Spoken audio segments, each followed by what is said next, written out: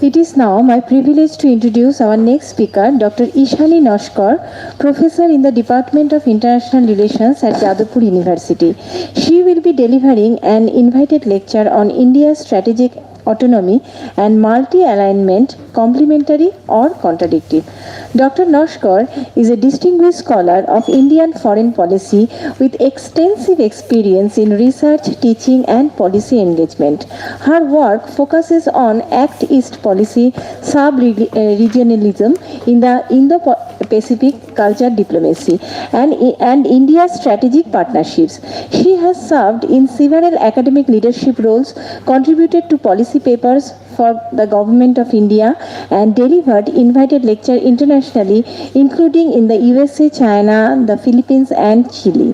Her recent publications include Free and Open Indo-Pacific, A Role-Based Order, A Reality Check 2023 and The Belt and Road Initiative and Customized Chinese Foreign Policy in South Asia 2026. We are honored to have her with us today, and now I am inviting Dr. Ishani Noshkar to deliver her lecture. Thank you. I am hoping that I'll be able to keep them awake, alive, and not asking for more food for stomach rather than food for thought. So therefore, I'll keep this very, very, crisp to what is said. একটা সুবিধা আছে ওই মোল্লা নাসিরুদ্দিনের গল্পের মতন যে অনেকটা বলে নিলে যারা জানেন তারা বলুন আর জানেন না তারা শুনুন। আমরা প্রায় সেই পর্যায়ে এসে গেছি। আমার এর আগে যারা বলেছেন অত্যন্ত জ্ঞানীগুণী মানুষ বলেছেন এবং বিভিন্ন জায়গার দিক থেকে বলেছে। ফলে আমি যে বক্তব্যটা রাখবো তার প্রেমাইসটা হলো এই যে আমার মনে হয় ব্যক্তিগতভাবে পররাষ্ট্রনীতির ছাত্রী হিসেবে আমি মনে করি যে পররাষ্ট্রনীতিতে খুব বিরাট পরিবর্তন ঘন ঘন আসে না।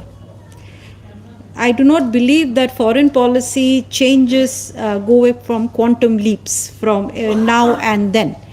And therefore, to evaluate a foreign policy change or a success or a not successful foreign policy requires a gestation of at least a decade.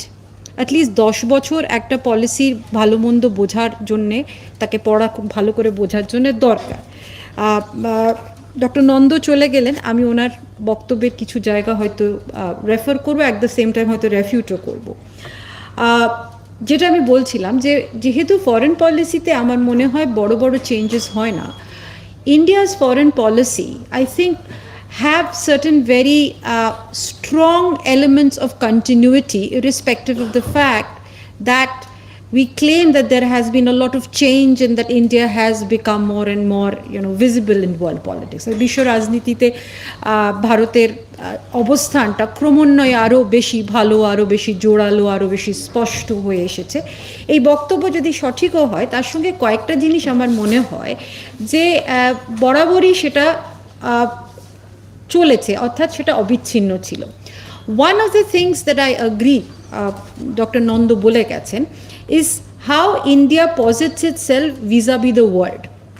পৃথিবীতে আমার মতে দুটি রাষ্ট্র ছিল বা আছে যারা জন্মলগ্ন থেকে নেতৃত্ব দিতে চেয়েছে, and coincidentally they are neighbours. One is China and one is India. Both became free, became independent political systems. Roughly, they were by the late 40s, 47, and then the revolution. By 1950, there was a Chinese communist system.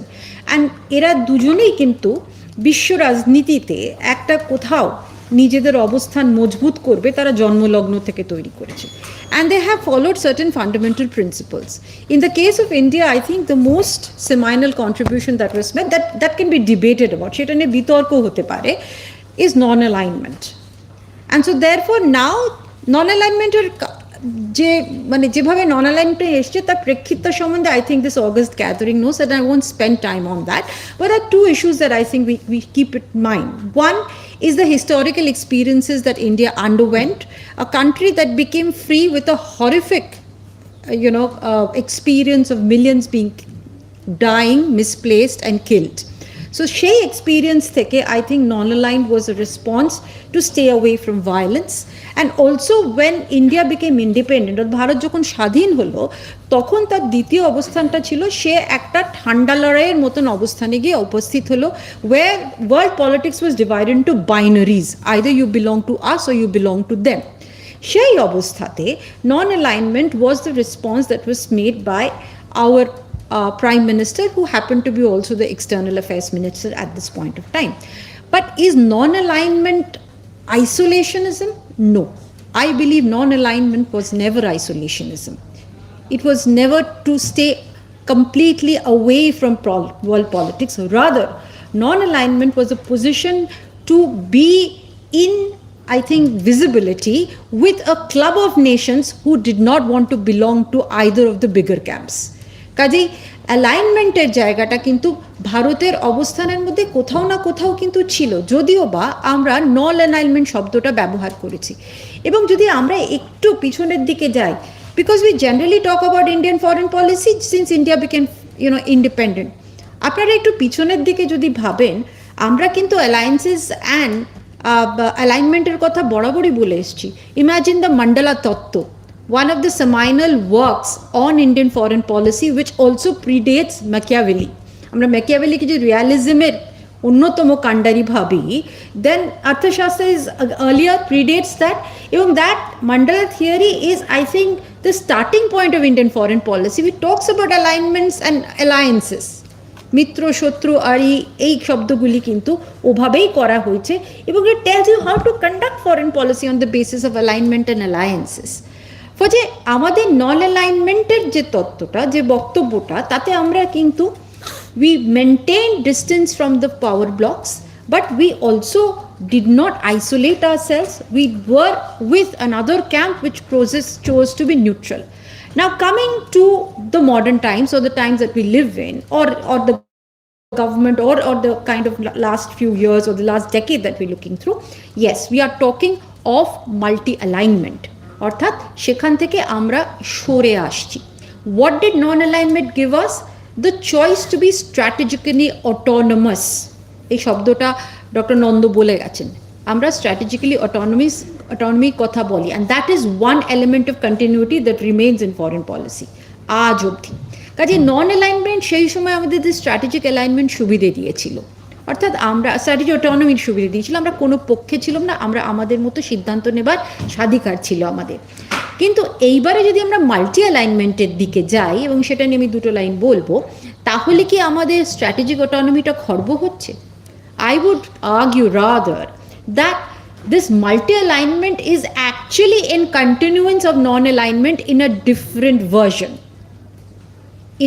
Why did we need multi-alignment? Multi-alignmenটের প্রয়োজন হয়েছিল at the cusp of history where we underwent a quantum change in foreign policy. একটা quantum change in foreign policy আমাদের স্বাধীনতার সময় থেকে শুরু হয়েছিল.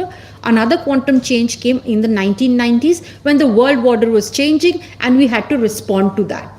And one of the primary drivers, ladies and gentlemen, এখনকার রাজনীতি, এখনকার geopolitics is the economic driver. So therefore 1990-তে যে পুশটা আমরা অনুভব করেছিলাম, যেখান থেকে আমরা বিশ্বের দিকে তাকিয়েছিলাম, অন্যভাবে ভাবতে আরম্ভ করেছিলাম এবং অর্থনীতিকে গুরুত্ব দিতে বাধ্য হয়েছিলাম, is because the situation we had encountered at that point in time. আমরা বাধ্য হয়েছিলাম আমাদের অর্থনীতিকে ওপেন করতে। আমি বাধ্য শব্দটা কিন্তু সচেতনভাবে ব্যবহার করছি। We were forced to open our doors. We were forced to, engage with newer markets. নতুন নতুন জায়গা, নতুন নতুন দেশগুলির সঙ্গে আমাদের সম্পর্ক নতুনভাবে ভাবতে আরম্ভ করা হয়েছিল। For very long time we had a very strong friendly relation with Soviet Union. আমরা সোভিয়েত ইউনিয়নের সঙ্গে কিন্তু আমাদের সম্পর্ক দীর্ঘ ছিল, মজবুত ছিল, আজও আছে। কিন্তু যে জায়গাটার থেকে আমরা মাল্টি অ্যালাইনমেন্ট তৈরি করেছিলাম, তার মানে হচ্ছে we now started going to other geographies, other regional areas, and therefore একটু আগে স্যার বলছিলেন যে আমরা কোন দিক থেকে দেখবো মধ্যপ্রাচ্যকে, মধ্যপ্রাচ্য দেখবো না পশ্চিম এশিয়া দেখবো না কিভাবে দেখবো। This idea of engaging with reasons, somebody spoke about look east, so we started becoming multi-aligned. Please realize that this idea of alignment was always there right into our systems. আমরা বরাবরই করেছি এবং ফলে we diversified our foreign policy engagement, ladies and gentlemen, which is also required to become strategically autonomous. অর্থাৎ আমাদেরকে কারোর ওপরে বিশেষ রকমভাবে নির্ভর করতে হবে না। প্রফেসর মজুমদার বলেছেন how we have engage with the United States, and professor নন্দও বলে গেছেন যে কিভাবে আমরা মার্কিন যুক্তরাষ্ট্রের সঙ্গে আমাদের সম্পর্ক আরও উষ্ণ হয়েছে, মজবুত হয়েছে, ভালো হয়েছে। But here I beg two differ, ladies and gentleman, আমার মনে হয়েছে মার্কিন যুক্তরাষ্ট্র কারোর বন্ধু হতে পারে না। United States, I beg to differ, can never be anybody's friend, whether it is a Trump, whether it is a Biden, or it is an Obama. And whoever will come next will also not bring great peace for India. I'm sorry to, I will differ in that.